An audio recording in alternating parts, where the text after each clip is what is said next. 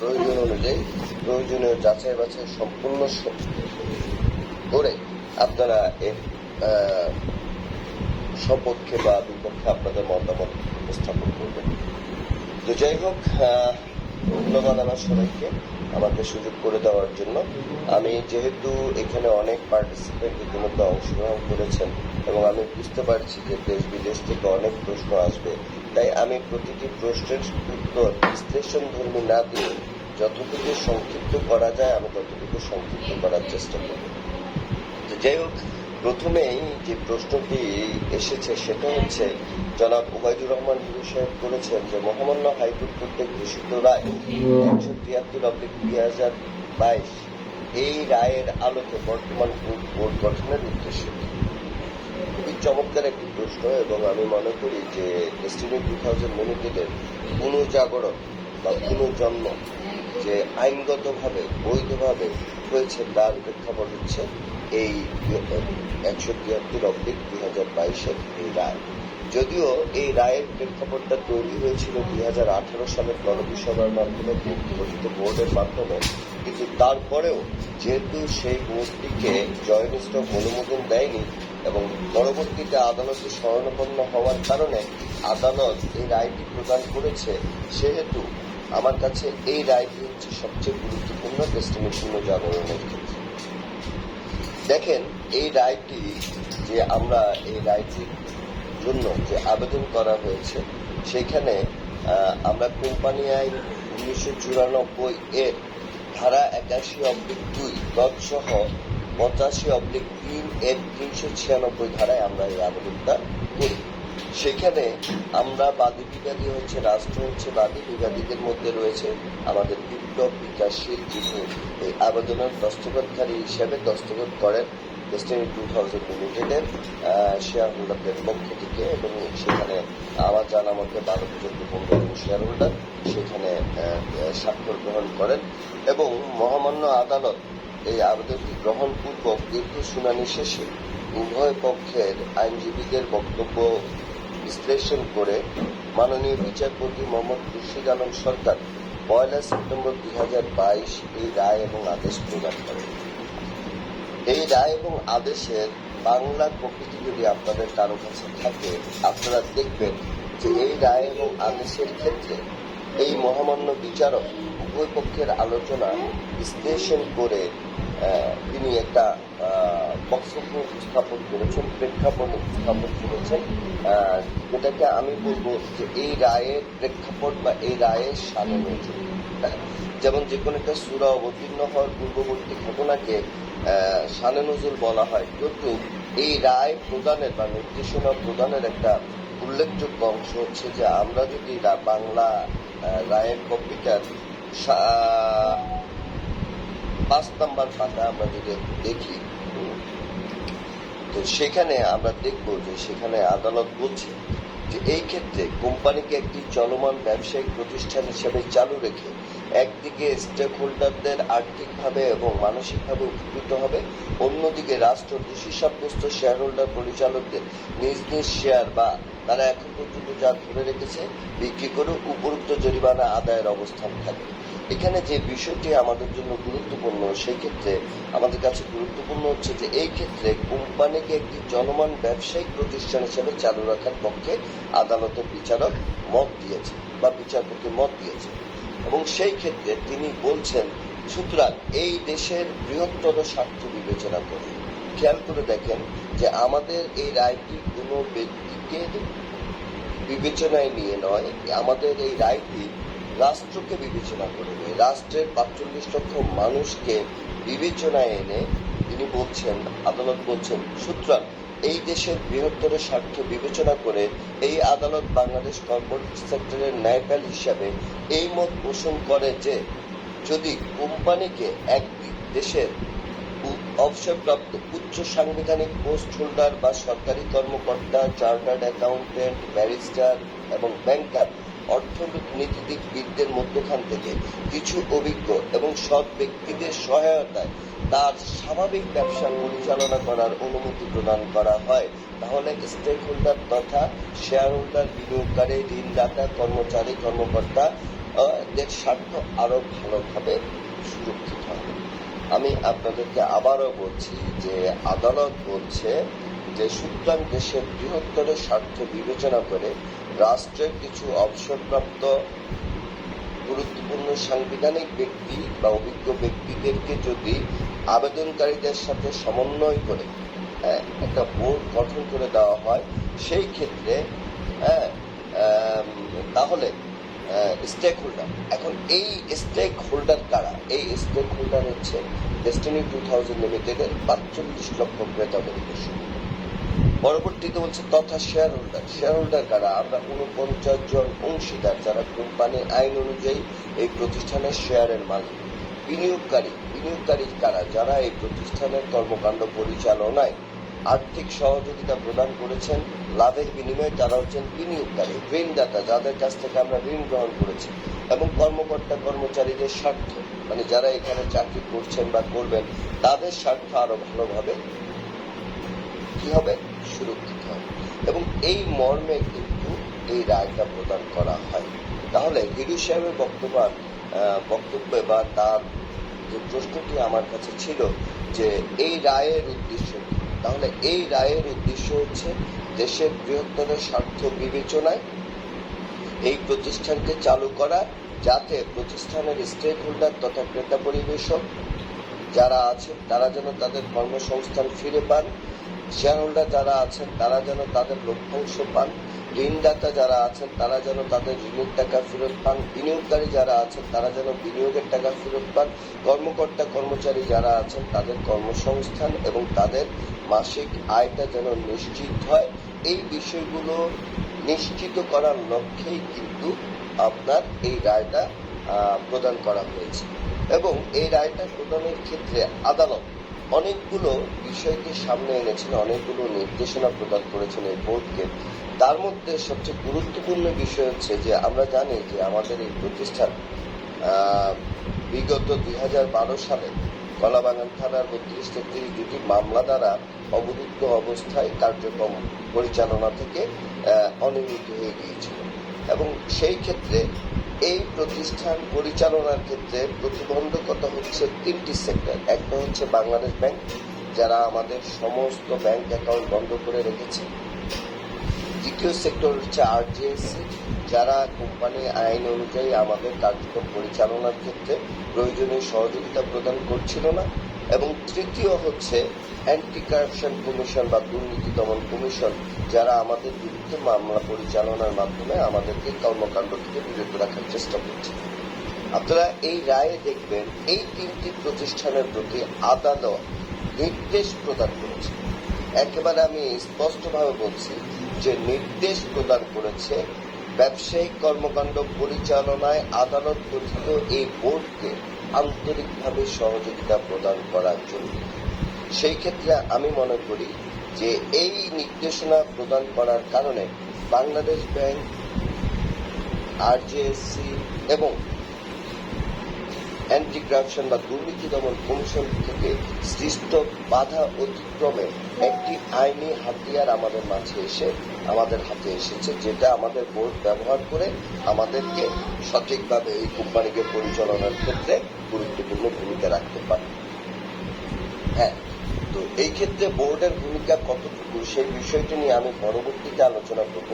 But আমি হিরুভাইয়ের উত্তরটা সরাসরি এইভাবে দিতে চাই যে প্রতিষ্ঠান পরিচালনা এবং প্রতিষ্ঠানের সাথে সংশ্লিষ্টদের স্বার্থ রক্ষার জন্য আদালত এই বোর্ড গঠন করে দিয়েছে, যেই আলোকে ডেস্টিনি 2000 লিমিটেড নতুন করে পথ চলার জন্য পথ দেখতে পাচ্ছি। দ্বিতীয় প্রশ্নটি আমাদের আসাদুল ইসলাম করেছেন যে আইন ও বিধি অনুযায়ী মাল্টিলেভেল মার্কেটিং ব্যবসার বিধি বিধান কি?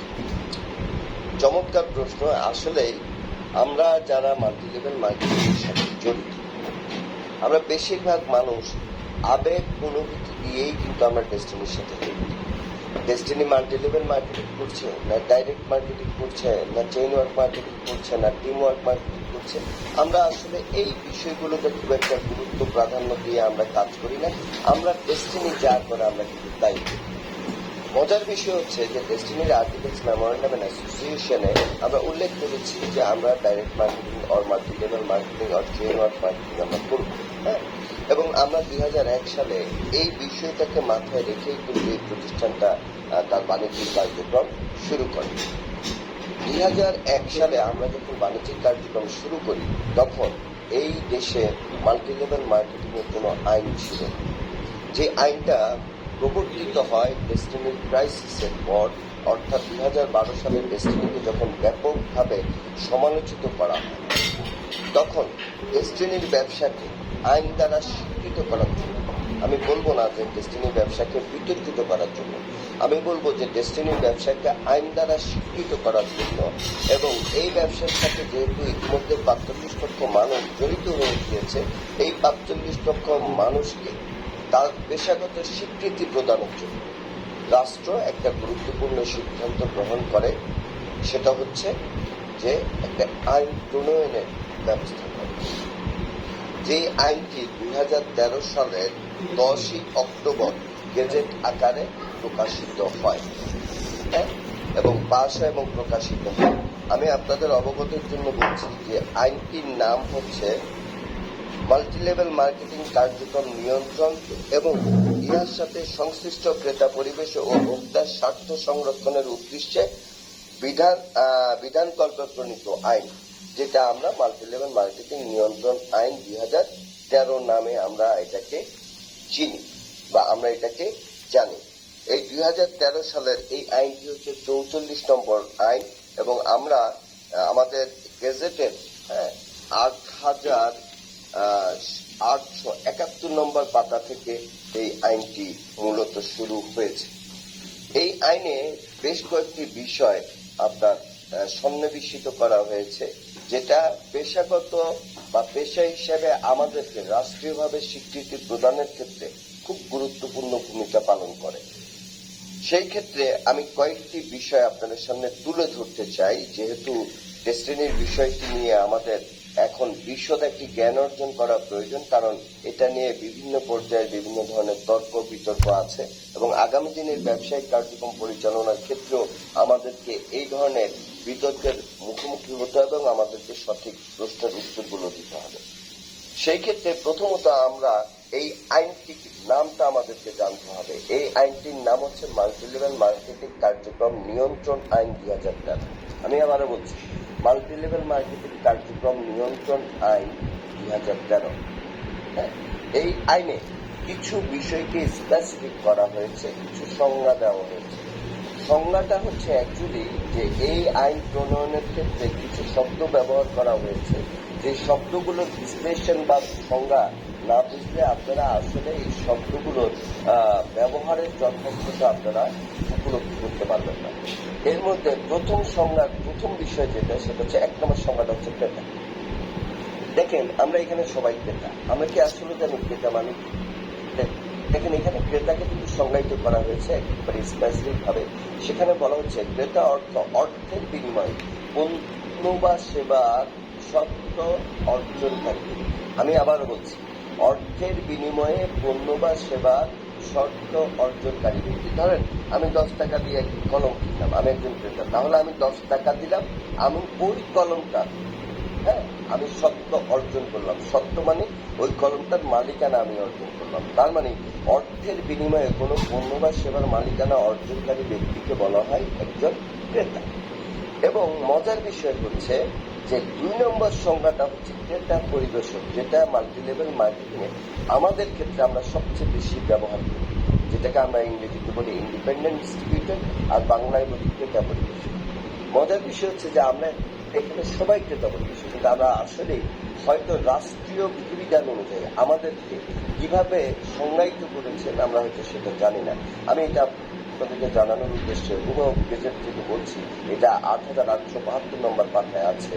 ক্রেতা পরিবেশক অর্থ মানে ক্রেতা পরিবেশক অর্থ মাল্টিলেভেল মার্কেটিং কার্যক্রম পরিচালনাকারী যে কোনো স্তরের একজন। খেয়াল করবেন, তার মানে ক্রেতা পরিবেশক এই শব্দটি মাল্টি লেভেল মার্কেটিং কোম্পানি ব্যতীত অন্য কোনো কোম্পানির কোনো ক্ষেত্রে এটা প্রযোজ্য হবে না। এটা শুধুমাত্র প্রযোজ্য হবে মাল্টি লেভেল মার্কেটিং কার্যক্রম পরিচালনা করে এই ধরনের কোম্পানির যে কোনো স্তরের একজন, যে কোনো স্তরের। এখন যে কোনো স্তর বলতে আমরা কি বুঝি? ধরেন আমাদের এখানে আমরা আছি silver, gold, platinum, PSB, diamond executive, crown executive. এই যে বিভিন্ন পদবীধারী যারাই হোক না কেন, যে পদবীধারী হোক না কেন, তিনি হচ্ছেন একজন ক্রেতা পরিবেশক, যিনি একধারে সংশ্লিষ্ট মাল্টি লেভেল মার্কেটিং কার্যক্রম পরিচালনাকারী পণ্য বা সেবার ক্রেতা। খেয়াল করবেন, তাহলে তিনি একধারে ওই কোম্পানির পণ্য সেবার ক্রেতা। তাহলে পণ্য সেবার ক্রেতা মানে এর আগে কিন্তু আমরা ক্রেতার সংজ্ঞাটা জেনেছি যে আপনাকে কোনো একটা জিনিস ক্রয় করতে হবে অর্থের বিনিময়ে, যেটার মালিকানা বা সত্ত্ব আপনি ভোগ করবেন।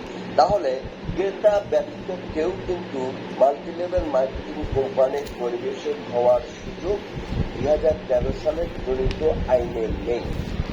যদি কোনো কোম্পানি বা যদি কোনো কোম্পানির বিপণন পরিকল্পনায় এই ধরনের বক্তব্য প্রচারিত হয় যে আমি ফ্রি ডিস্ট্রিবিউটরশিপ দিব, তাহলে এটা 2013 সালের আইনের 2 নম্বর ধারা অমান্য করা হবে। সেখানে বলা হচ্ছে যিনি একধারে সংশ্লিষ্ট মাল্টি লেভেল মার্কেটিং কোম্পানির মার্কেটিং কার্যক্রম পরিচালনাকারীর পণ্য বা সেবা ক্রেতা, এবং দ্বিতীয় কথাটা হচ্ছে কমিশনের বিনিময়ে, আবারও বলছি কমিশনের বিনিময়ে উক্ত পরিচালনাকারীর পণ্য মানে উক্ত কোম্পানির পণ্য বা সেবা বিক্রয় বা সরবরাহের নিমিত্তে, আবার বলছি বিক্রয় বা সরবরাহের নিমিত্তে পরিবেশক হিসেবে চুক্তিবদ্ধ হবে। তাহলে এখানে ক্রেতা পরিবেশক মানে হচ্ছে প্রথমত তাকে আমাদের এখান থেকে যে কোনো একটি পণ্য ক্রয় করতে হবে, যার প্রেক্ষিতে তিনি হবেন ক্রেতা, এবং পরবর্তীতে তিনি নির্দিষ্ট কমিশন কিংবা মুনাফার বিপরীতে ওই পণ্যটি বা ওই ধরনের ওই প্রতিষ্ঠানের পণ্য বিক্রয় করবেন বা সরবরাহ করবেন, এই মর্মে যদি তিনি চুক্তিবদ্ধ হন তাহলে তিনি হচ্ছেন ক্রেতা পরিবেশক। তাহলে আইনের বিধিবিধান অনুযায়ী যে কোনো কোম্পানি ক্রেতা পরিবেশক হওয়ার ক্ষেত্রে ওই কোম্পানি থেকে ন্যূনতম পণ্য ক্রয়ের বিধিবিধান এই আইনের 2 নম্বর ধারায় এখানে উল্লেখ করা হয়েছে, মানে সংজ্ঞা দিয়ে উল্লেখ করা হয়েছে। সেক্ষেত্রে আমি আবারও সতর্ক করে বলতে চাই, যদি কোনো কোম্পানি, আবারও বলছি যদি কোনো কোম্পানির বিপণন পরিকল্পনায় এই ধরনের কোনো শব্দ বা এই ধরনের কোনো নিয়ম থাকে যে আমি ফ্রি ডিস্ট্রিবিউটরশিপ দিব, তাহলে সেটা এই আইন পরিপন্থী বলে এই আইন অনুযায়ী আমার কাছে বিবেচিত হয়। এরপরে এই মাল্টি লেভেল মার্কেটিং এর বিভিন্ন সংজ্ঞা এখানে দেওয়া হয়েছে। পরবর্তী সংজ্ঞাগুলো আমি আপনাদের সামনে প্রয়োজনীয় সময় স্বল্পতার কারণে উল্লেখ করলাম না, বাট এখানে কয়েকটা জিনিসকে হাইলাইট করা হয়েছে। সেখানে যে জিনিসটা আমি আপনাদের সামনে তুলে ধরতে চাই সেটা হচ্ছে যে এখানে একটা বিষয়কে উল্লেখ করা হয়েছে, সেটা হচ্ছে মাল্টি লেভেল মার্কেটিং কার্যক্রম। এই মাল্টি লেভেল মার্কেটিং আসলে কোনটা, এই জিনিসটাকে উল্লেখ করা হয়েছে যে এই জিনিসটা যদি আমরা না জানি তাহলে আমরা বুঝতে পারবো না যে অ্যাকচুয়ালি মাল্টি লেভেল মার্কেটিং বলতে আমরা কি বুঝি বা সরকার বা এই আইন কি বুঝিয়েছে। সেটা হচ্ছে 8 নম্বর সংজ্ঞা। 8 নম্বর সংজ্ঞায় মাল্টি লেভেল মার্কেটিং কার্যক্রমের অর্থ কোনো পণ্য বা সেবা 2 বা ততোধিক স্তর বিশিষ্ট নেটওয়ার্ক সৃষ্টির মাধ্যমে সুনির্দিষ্ট কমিশন বা লভ্যাংশ বা অন্য কোনো সুবিধা প্রদানের পরিকল্পনা ও প্রতিশ্রুতির আওতায় পরিচালিত বিপণন কার্যক্রম। একটা মজার জিনিস আছে, আপনাদেরকে খেয়াল করতে হবে। দেখেন, সেটাই মাল্টি লেভেল মার্কেটিং হবে যেখানে কোনো পণ্য বা সেবা 2 বা ততোধিক স্তর, এর অধিক স্তর কি থাকতে হবে, বিশিষ্ট নেটওয়ার্ক। তার মানে যে আমরা যে নেটটা তৈরি করছি, আমরা যে ট্রিটা তৈরি করছি, সেটা কয় স্তর থাকতে হবে, 2 বা ততোধিক স্তর থাকতে হবে, এবং প্রত্যেকটা স্তরের সুনির্দিষ্ট কমিশন, লভ্যাংশ বা অন্যান্য সুবিধা প্রদানের পরিকল্পনা এখানে কি থাকতে হবে, স্পষ্টভাবে থাকতে হবে। এবং এই আলোকে যে বিপণন কার্যক্রমটা পরিচালিত হবে, সেটাই হচ্ছে মাল্টি লেভেল মার্কেটিং অ্যাক্টিভিটি। এবং এখানে আমরা অনেকে বলি যিনি ক্রেতা তিনি বিক্রেতা, না, এই শব্দটা আসলে এইখানে প্রযোজ্য নয়। তার কারণ হচ্ছে 9 নম্বর সংজ্ঞায় বলা হচ্ছে বিক্রেতার অর্থ। বিক্রেতার অর্থ হচ্ছে কোনো পণ্য উৎপাদনকারী, প্রস্তুতকারী, আমদানিকারক, সরবরাহকারী এবং পাইকারি ও খুচরা বিক্রেতা অর্থ। বিক্রেতা হচ্ছে যে কোনো একটা প্রতিষ্ঠানের পণ্য বিক্রি করা। বাট ক্রেতা পরিবেশক আর বিক্রেতা কিন্তু আসলে এক কথা নয়, যেটা এখানে সংজ্ঞা দ্বারা সংজ্ঞায়িত করা হয়েছে। তাহলে আমরা যদি বলে থাকি যে আমরা এই প্রতিষ্ঠানে একজন বিক্রেতা, তাহলে আমরা ভুল বলছি। আমরা হচ্ছে এই প্রতিষ্ঠানে একজন ক্রেতা পরিবেশক, কারণ আইনে আমাদেরকে ক্রেতা পরিবেশক হিসেবে আমাদেরকে গণ্য করা হয়েছে। এবং এই আইনে যেহেতু ক্রেতা পরিবেশকদের স্বার্থ সংরক্ষণের জন্য এই আইনটি প্রণীত হয়েছে, সেখানে বেশ কয়েকটি বিষয় ক্রেতা পরিবেশকদের স্বার্থ সংরক্ষণের জন্য এই সরকার বা এই আইনে এখানে নিয়ে এসেছে। যার মধ্যে এই আইনের 3য় অধ্যায়ের 15 নম্বর ধারায় বলা হচ্ছে পিরামিড সদৃশ্য বিক্রয় কার্যক্রম নিষিদ্ধ। এই আইন কার্যক্রম হইবার পর মাল্টিলেভেল মার্কেটিং কার্যক্রম পরিচালনা আওতায় পিরামিড সদৃশ্য বিক্রয় কার্যক্রম পরিচালনা করা যাইবে না। পিরামিড সদৃশ্য বলতে আমরা অনেকেই বাইনারিকে বুঝি, একজন থেকে দুজন, দুজন থেকে চারজন, চারজন থেকে আটজন, আটজন থেকে 16 জন। আসলে পিরামিড বলতে এটা বোঝায় না। এখানে স্পষ্টভাবে ব্যাখ্যা দেওয়া হচ্ছে, এখানে 2 ধরনের কর্মকাণ্ড করা যাবে না। একটা হচ্ছে পিরামিড সদৃশ্য কার্যক্রম পরিচালনা করা যাবে না, আর ঘতে বলা হয়েছে অবস্তুগত বা অনেক পণ্য এবং সময়ের ধারাবাহিকতায় বা পর্যায়ক্রমিক প্রক্রিয়াকরণের মাধ্যমে ভবিষ্যতে বিপণনযোগ্য হইবে এইরকম কোন পণ্য সেটা বিপণন করা যাবে না। মানে আজকে এটার অস্তিত্ব নাই, আগামী দিনে এটার অস্তিত্ব তৈরি হবে, এটার মার্কেট ভ্যালু সৃষ্টি হবে, সৃষ্টি হলে আপনারা অনেক টাকা আয় করতে পারবেন, এই ধরনের কোনো পণ্য বিক্রি করা যাবে না। তাই এইটাকে যদি আমি সহজভাবে আপনাদের জন্য বোধগম্যভাবে উপস্থাপন করি, তাহলে আমাদেরকে এমন পণ্য বিক্রি করতে হবে যার এই মুহূর্তে মার্কেট ভ্যালু সুনির্দিষ্ট, ভবিষ্যতে বৃদ্ধি পাবে। এই প্রসঙ্গ এনে বা এই রিজন এনে আমরা এই ধরনের কোনো পণ্য বিক্রি করতে পারবো না। এবং ব্যাখ্যায় বলা হচ্ছে যে পিরামিড সদৃশ্য কার্যক্রম বলতে যেটা বোঝায়, এটার সংজ্ঞাটা হচ্ছে এরকম: উচ্চ স্তরের বিক্রেতার লভ্যাংশ বা কমিশন প্রাপ্তি নিশ্চিত হইলেও নিম্ন স্তরের ক্রেতা পরিবেশকদের কমিশন লভ্যাংশ প্রাপ্তি অনিশ্চিত। যদি এই ঘটনাটা আমাদের বিক্রয় বিপণন কার্যক্রমের মধ্যে উপস্থিত থাকে, তাহলে উপরের মানুষ বেশি কমিশন পাবে, নিচের মানুষ কম কমিশন পাবে। এই যে একটা অনিশ্চয়তা যদি তৈরি হয়, তাহলে কিন্তু এই কার্যক্রমকে পিরামিড কার্যক্রমের সাথে এটাকে সম্পৃক্ত করা হবে বা পিরামিড কার্যক্রম হিসেবে গণ্য করা হবে, যা এই বিপণন পরিকল্পনায় করা যাবে। এখন দেখেন, আমরা যদি চিন্তা করি যে ধরেন আমি অনেক উপরে আছি, আপনি অনেক নিচে আছি, হ্যাঁ, আমার যে কোনো সাইডের লেফট 500 পয়েন্ট, রাইটে 500 পয়েন্ট হলে আমার কিন্তু 1000 টাকা বা 500 টাকা আমার আয় নিশ্চিত হচ্ছে মার্কেটিং প্ল্যান অনুযায়ী। কিন্তু নিম্ন স্তরে একেবারে যার ইমিডিয়েট লেফটে 500 পয়েন্টের প্রোডাক্ট সেল হয়েছে, রাইটে 500 পয়েন্টের প্রোডাক্ট সেল হয়নি, তার কোনো ইনকাম এখানে, আয় কিন্তু এখানে থাকে না। যদি এই ধরনের ঘটনার সৃষ্টি হয়, তাহলে এটা কিন্তু পিরামিড সদৃশ্য আয়ের মধ্যে পড়ে যায়। যার কারণে ডেস্টিনি 2000 লিমিটেড তার বিপণন পরিকল্পনা প্রণয়নের ক্ষেত্রে আপনারা লক্ষ্য করেছেন যে রেফারেল কমিশন দেখেছে যে আপনি যদি 2 পয়েন্টের পণ্য বিক্রি করেন, আপনি 2 টাকা কমিশন পাবেন। তার মানে কি, সেটা লেফট রাইট কোনো কিছু ভ্যারি করে না। তার মানে যিনি বিক্রি করবেন তার আয়টা কিন্তু নিশ্চিত। এখানে উচ্চ পক্ষ নিচ্চ পক্ষ বলে কোনো পক্ষ নাই। এখানে আমি আপনাদেরকে বলতে চাই, এখানে এই জিনিসটা সহজভাবে বুঝতে হলে আপনারা যারা মার্কেটিং প্ল্যান বুঝেন তাদেরকে একটা জিনিস অবগত করি যে এই সমস্যাটার সমাধানের অন্যতম পথ হচ্ছে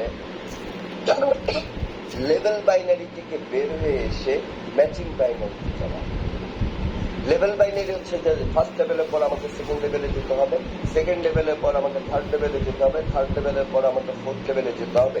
এই যে first level, third level, second level, third level, fourth level, এই যে একের পর এক এবং আমাকে লেভেল অতিক্রম করতে হবে, এটা কিন্তু পিরামিড সদৃশ্য কার্যক্রমের যেই পরিণতি সম্পর্কে আইন বলেছে, এটা কিন্তু সেই পরিণতির দিকে নিয়ে যায়। ধরেন আপনি ফার্স্ট লেভেল করেছেন 500 পয়েন্ট, পরবর্তীতে আপনি 500 পয়েন্টের প্রোডাক্ট সেল করলে আপনি কিন্তু টাকা পাচ্ছেন না, কারণ আপনাকে এখন করতে হবে কত পয়েন্ট, 1000 পয়েন্ট, 1000 পয়েন্ট। এই যে 500 পয়েন্টে আপনি পাচ্ছেন না, কিন্তু আপনার 1000 পয়েন্টে উপরের ব্যক্তি কিন্তু সেকেন্ড লেভেল হয়ে যাচ্ছে। তার মানে উপরের স্তরের আয় নিশ্চিত হচ্ছে, নিচের স্তরের আয়টা নিশ্চিত হচ্ছে না, যেটা পিরামিড সেল বা পিরামিড সদৃশ্য বিক্রয় কার্যক্রমের আওতায় আছে। আপনারা লক্ষ্য করবেন যে আমাদের বোর্ড কর্তৃক অনুমোদিত মার্কেটিং প্ল্যানে আমরা কিন্তু প্রতি 500 পয়েন্টে 600 টাকার কমিশন অফার করেছি, এবং এখানে আমরা বলেছি যে এই 500 করে যে কয়টা ম্যাচিং হয় সর্বোচ্চ একদিনে আপনি 10টি ম্যাচিং আপনি এনজয় করতে পারবেন। তার মানে এখানে আপনি 500 পরে আপনাকে 1000 বা 2000 বা 3000 জন্য আপনার ব্যবস্থা করতে হবে না, আবার 500 উঠলে আবার আপনি কমিশন পেয়ে যাবেন সেই সম পরিমাণ টাকা। তার মানে এখানে কিন্তু এই লেভেল সৃষ্টি করে এখানে কিন্তু এই পিরামিড সদৃশ্য কার্যক্রমকে এখানে আনা হয়। দ্বিতীয়ত হতে বলা হয়েছে পণ্য বা সেবার প্রকৃত মূল্যের বিনিময়ে যদি না হয়। প্রকৃত মূল্য আসলে আমরা অনেকেই এটা বুঝছি না। প্রকৃত মূল্য বলতে পণ্যের গায়ে যেই দামটা লেখা থাকে সেটা হচ্ছে MRP, ম্যাক্সিমাম রিটেল প্রাইস, যেটা উৎপাদনকারী প্রতিষ্ঠান কর্তৃক নির্ধারিত হয়। ম্যাক্সিমাম ক্ষেত্রে বাংলাদেশের বিভিন্ন MNM কোম্পানির পণ্যের তালিকার দিকে তাকালে আপনারা দেখবেন যে সেই কোম্পানিগুলো নিজেরা কিছু পণ্য উৎপাদন করে এবং বাজারের সাথে সামঞ্জস্যপূর্ণ দাম না রেখে তারা তাদের পয়েন্ট বা তাদের কমিশন প্রদানের উদ্দেশ্যে তারা একটা নির্দিষ্ট দাম তারা প্রদান করে, যার সাথে আমাদের বাজারের ওই পণ্যের কোনো বাজার মূল্যের কোনো সামঞ্জস্য থাকে না। আমি কোনো কোম্পানির নাম বলতে চাই না, আপনারা 2-4টা MNM কোম্পানির পণ্য দেখেন যে কোন একটা কোম্পানির হ্যান্ড ওয়াশ, বাজারে সবচেয়ে ভালো হ্যান্ড ওয়াশ ধরেন লাইফ বয়ের একটা হ্যান্ড ওয়াশ যেই দাম, ওই কোম্পানির হ্যান্ড ওয়াশের দাম দেখবেন তার চেয়ে অনেক বেশি। এখন বেশি দামে বিক্রি করলে বাজার মূল্যের চেয়ে, প্রচলিত মূল্যের চেয়ে বেশি দামে যদি কোনো কোম্পানি কোনো পণ্য বিক্রয় করে, সেটাও কিন্তু পিরামিড সদৃশ্য পণ্যের কার্যক্রমের আওতায় পড়ে, যেটাও কিন্তু এই আইনে নিষিদ্ধ করা হয়েছে। এবং আপনারা খেয়াল করবেন ডেস্টিনি 2000 লিমিটেড প্রাথমিকভাবে যে বিপণন পরিকল্পনা প্রণয়ন করেছে, সেখানে সে নিজে কোনো কোম্পানির উৎপাদনকারী হয়নি, যার কারণে সে কোনো পণ্যের মূল্য নির্ধারণ করে না। তাহলে সে কি করছে, বাংলাদেশের স্বনামধন্য বিভিন্ন কোম্পানির পণ্য বাজারজাত করার জন্য চুক্তিবদ্ধ হয়েছে কমিশনের। তাহলে ধরুন আমরা সিঙ্গারের একটা প্রোডাক্ট সেল করি, তাহলে সিঙ্গারের প্রোডাক্টের পিকচার মূল্যটা নির্ধারণ করছে কি, সিঙ্গার বাংলাদেশ লিমিটেড। ধরেন আমরা ইউনিলিভারের সাথে চুক্তি করেছি, ধরেন আমরা হকের সাথে চুক্তি করেছি, ধরেন আমরা প্রাণ আরএফএল-এর সাথে চুক্তি করেছি। প্রত্যেকটা কোম্পানির পণ্যের মূল্য নির্ধারণ করছে প্রস্তুতকারী প্রতিষ্ঠান, তারা আমরা যে রেটে বিক্রি করছি সেম রেটে তাদের ডিলাররা বা তাদের রিটেলাররা বিক্রি করছে। এই ক্ষেত্রে আমাদের বিপণন তালিকায় সংযোজিত পণ্য কখনোই প্রকৃত মূল্যের বহির্ভূত মূল্য, মানে এর চেয়ে বেশি মূল্যের বিপণন হওয়ার কোনো সুযোগ না থাকার কারণে আমাদের মার্কেটিং প্ল্যানটা এই আইনের এই সব 15 নম্বর সবচেয়ে গুরুত্বপূর্ণ ধারা, এই ধারাকে এই আইন যথাযথভাবে এই কোম্পানি যথাযথভাবে এটাকে কি করেছে, ফলো করেছে। এবং সর্বশেষ ক পয়েন্টে বলা হয়েছে পণ্য সেবার বাস্তব স্থিতি থাকে না। মজার বিষয় হচ্ছে যে আমরা যে কোম্পানিগুলোর সাথে চুক্তি করেছি সেই কোম্পানিগুলোর বাস্তব কি আছে, অস্তিত্ব আছে, এবং আমরা ছাড়াও যেই প্রোডাক্টগুলো আমরা বিক্রি করছি এখনো আমাদের ওয়েবসাইটে প্রায় 100-150 প্রোডাক্ট আছে।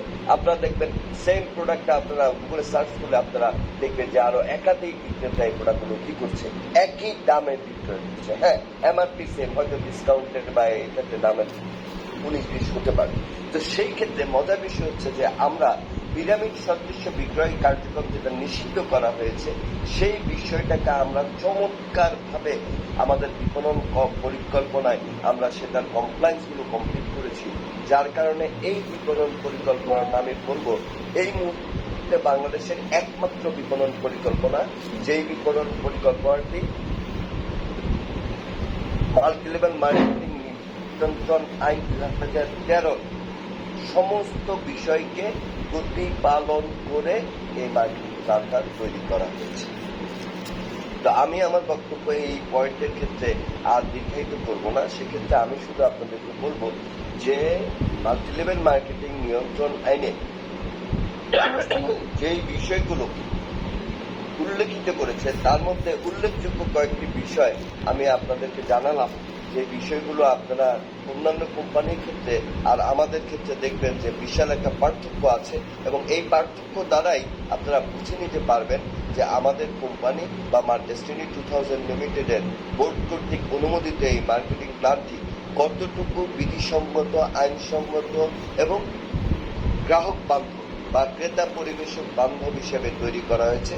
আপনারা এই আইন দ্বারা আপনারা বুঝতে পারবেন।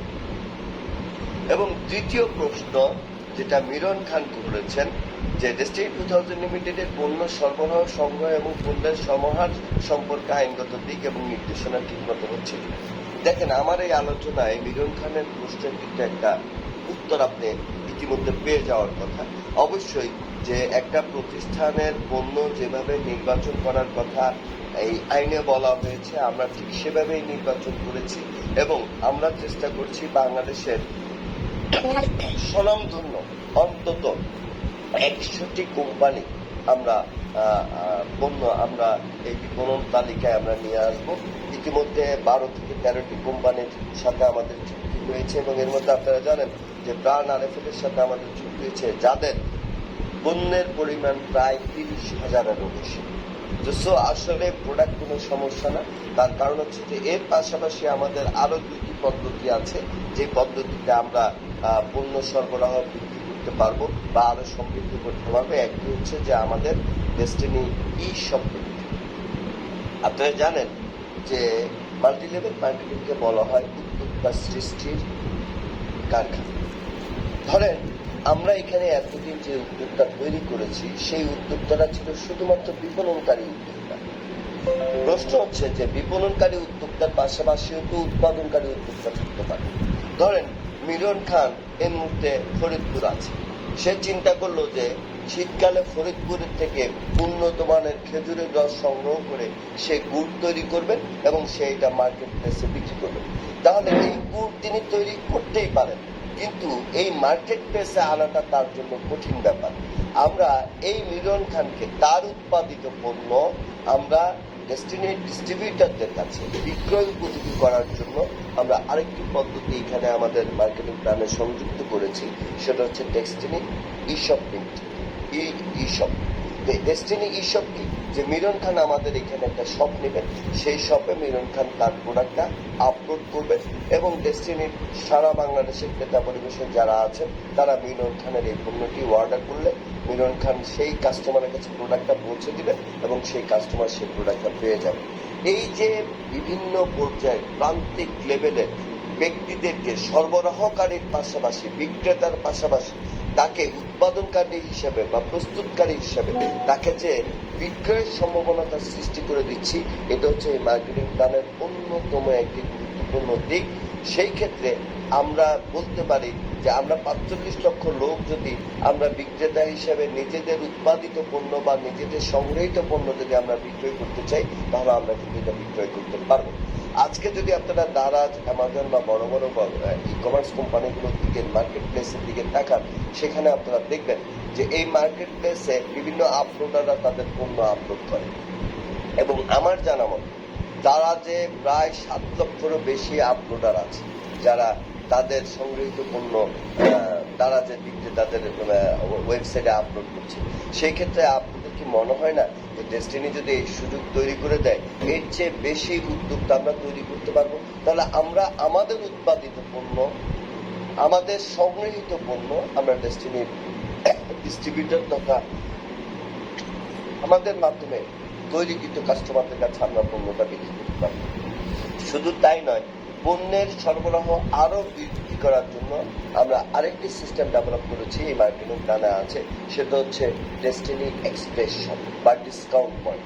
ধরেন মিরন খানের কোনো একটা দোকান আছে, একটা মুদি দোকান আছে, তো মিরন খান চাইলে তার এই মুদি দোকানটাকে আমাদের সাথে সম্পৃক্ত করতে পারে। মিরন খান আমাদের সাথে চুক্তিতে আসতে পারে যে ডেস্টিনির ডিস্ট্রিবিউটাররা যদি আমার দোকান থেকে পণ্য ক্রয় করে, আমি তাদেরকে 5% কমিশন দিব ডেস্টিনিকে, যেটা তারা পয়েন্ট আকারে পাবে। এই ধরনের একটা চুক্তি যদি মিরন খানের সাথে আমাদের হয়, এবং আমাদের ডেস্টিনির ডিস্ট্রিবিউটাররা যাদের আইডি কার্ড আছে বা যাদের এনএফসি কার্ড আছে, সেই কার্ডটা নিয়ে যদি মিরন খানের দোকান থেকে 100 টাকার পণ্য ক্রয় করে, তাহলে মিরন খান ডেস্টিনিকে 5% কমিশন প্রদান করবে। তার মানে 95 টাকা মিরন খান পাবে, 5 টাকা ডেস্টিনি পাবে। 5 টাকার ডেস্টিনি যেটা পাচ্ছে, সেই টাকাটা আবার ওই কাস্টমারের কাছে সেই টাকার 80% থাকে। ওই 5 টাকার 80%, তার মানে 4 টাকা কাস্টমারের কাছে পয়েন্ট আকারে চলে যাচ্ছে। তার মানে এই খুচরা খুচরা বিভিন্ন দোকান থেকে যে পণ্যগুলো ক্রয় করা হবে, সেখান থেকে কিন্তু আমাদের পয়েন্ট সংগৃহীত হবে। তার মানে আমরা যেটা চিন্তা করেছি যে ডেস্টিনিতে আগামীতে যেন পণ্যের কোনো অভাব না হয়, মানুষ যা কিনতে চায় তাই যেন ডেস্টিনির মাধ্যমে কিনে পয়েন্ট সংগ্রহ করতে পারে। কারণ দিন শেষে আমাদের কমিশন জেনারেট হবে আমাদের পয়েন্টের উপর বেস করে। আমরা যে যত বেশি পয়েন্ট সংগ্রহ করতে পারবো, আমরা সে তত বেশি কমিশন অর্জন করতে সক্ষম হব। তাহলে আপনারা কল্পনা করে দেখেন, যদি বাংলাদেশে আমাদের যে ধরেন 45 লক্ষ না, আমি ধরলাম 1 লক্ষ ডিস্ট্রিবিউটার, 1 লক্ষ ডিস্ট্রিবিউটার যদি চিন্তা করে যে আমি 2টি দোকানের সাথে ডেস্টিনিকে চুক্তি করিয়ে দিব, তাহলে 2 লক্ষ দোকান আমাদের চলে আসবে, এবং 2 লক্ষ দোকানের যত মাল আছে, যাই বিক্রি হোক না কেন, সেখান থেকে ডেস্টিনির ডিস্ট্রিবিউটাররা পয়েন্ট পাবে, যা বিক্রিতে সে কমিশন অর্জন করতে সক্ষম হবে। ডেস্টিনি ডিস্ট্রিবিউটাররা যদি মনে করে যে আমরা নিজেরা পণ্য উৎপাদন করব এবং সেই পণ্যই আমাদের কাস্টমারদের কাছে সেল করব, তারা ই-শপের মাধ্যমে তারা কিন্তু পণ্যতে আসতে পারে। আর দেশের স্বনামধন্য প্রতিষ্ঠানের পণ্য তো আমাদের এখানে রয়েছেই। তো এই 3টি বিষয় আপনারা বিশ্লেষণ করলে আমার মনে হয় আপনারা বুঝতে পারবেন যে আগামী দিনে বাংলাদেশের সর্ববৃহৎ পণ্য সরবরাহকারী বা বিক্রয়কারী প্রতিষ্ঠান হতে যাচ্ছে ডেস্টিনি 2000 লিমিটেড, যে বিপণন পরিকল্পনাটা ইতিমধ্যে তৈরি করেছে সেই বিপণন পরিকল্পনা অনুযায়ী। তো আমি আশা করছি যে 3 জন প্রশ্নকর্তা যে প্রশ্নগুলো করেছেন, সেই প্রশ্নগুলোর যথাযথ উত্তর এই প্রশ্নকর্তারা পেয়েছেন, এবং পরবর্তী প্রশ্ন যদি আবার আসে আমি আবার আলোচনায় অংশগ্রহণ করব। আমাকে বক্তব্য দেওয়ার জন্য, সুযোগ দেওয়ার জন্য সবাইকে ধন্যবাদ জানাচ্ছি। এই বলে আমি আমার বক্তব্য আপাতত শেষ করছি। ধন্যবাদ।